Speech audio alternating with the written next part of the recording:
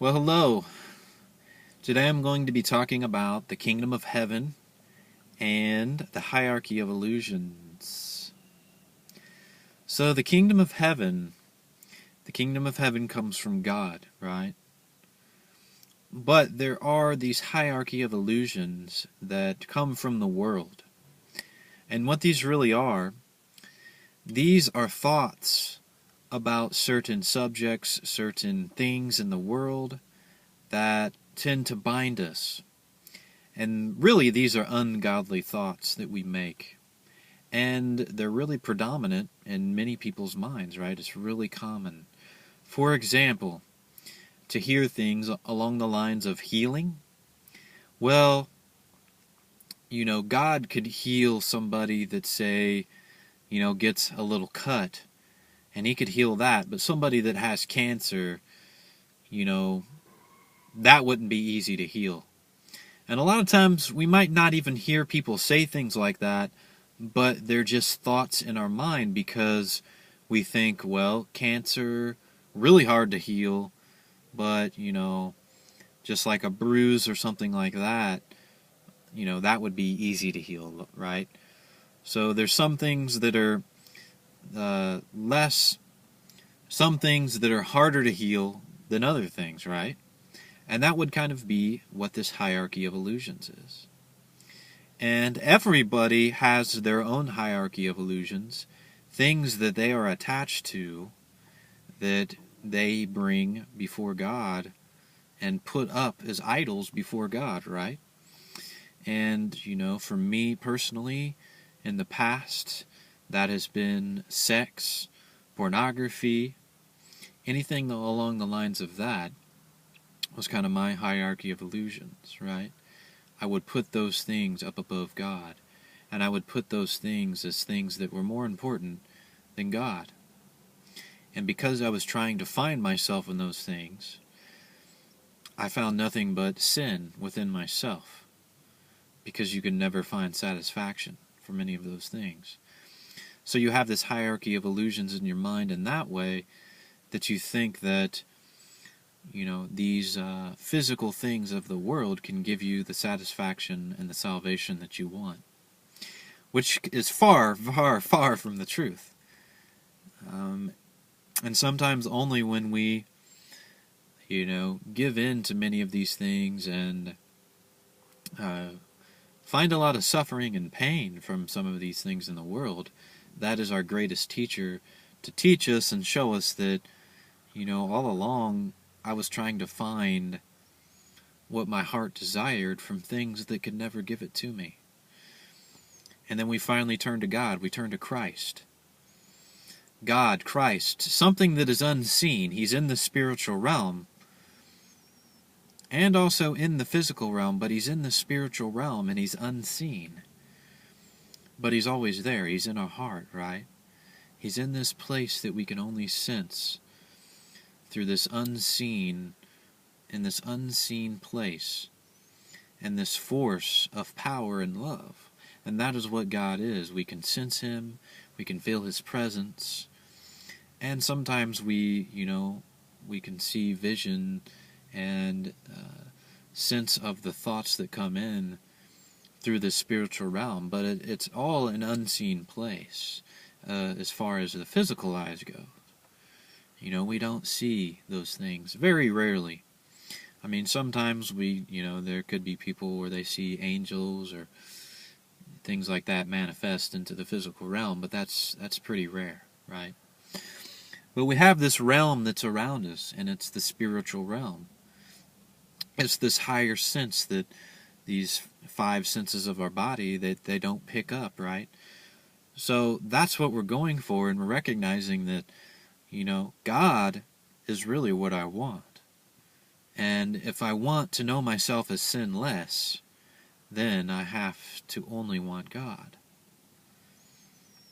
God has to be the only thing. And sometimes, I'm going to use this word mortification. That's really just putting to death the senses of the body. And that's going to take us on this, what we can call this dark night of the soul for many of us, where we go through these periods of time as we as we mortify these senses of the body. Because, right, it's these senses of the body that are getting in the way of us really experiencing God. So when we begin in this process of mortifying these senses and only wanting God, and recognizing really that God has already created the Holy Spirit, God created the Son of God, and He has all power. So by mortifying and putting to death the senses of the body, I'm not trying to create anything, but I'm only trying to undo the things that are getting in the way of me being able to experience and sense and know God personally. Right? Because that's what's happened. All of my senses have gotten in the way, and they've created this hierarchy of illusions, these things that aren't real, that have been stacked up and put up against God. Kind of like these bricks that have been stacked up, And they're blocking us. So in the process, we do have to mortify the body to some degree.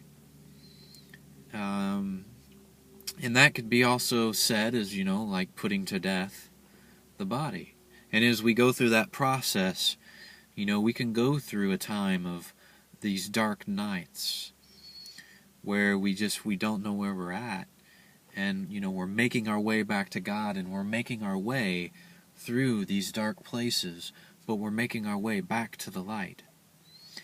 And, sometimes it's a process. It doesn't always happen right away. And, we may have to go through that. And, we can't give up. We have to continue in faith, continue through that period of time, even though it may be dark.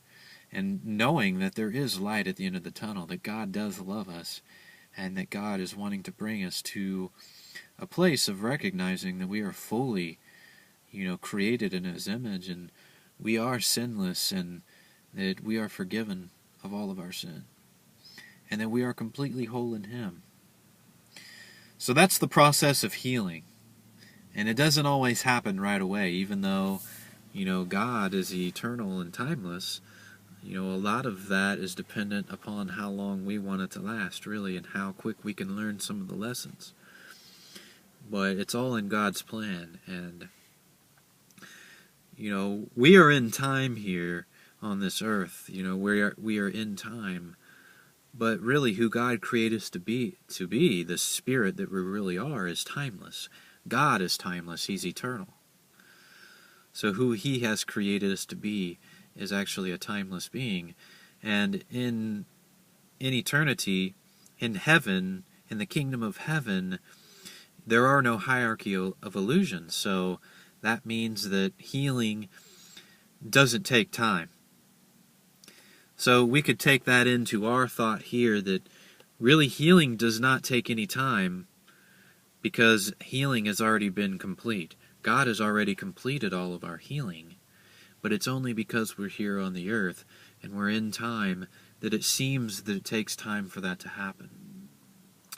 But the healing process is actually allowing those moments of eternity to slip in continually over and over, where the Holy Spirit shows us eternal God.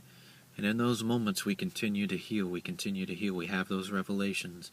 We have those light experiences, and we heal.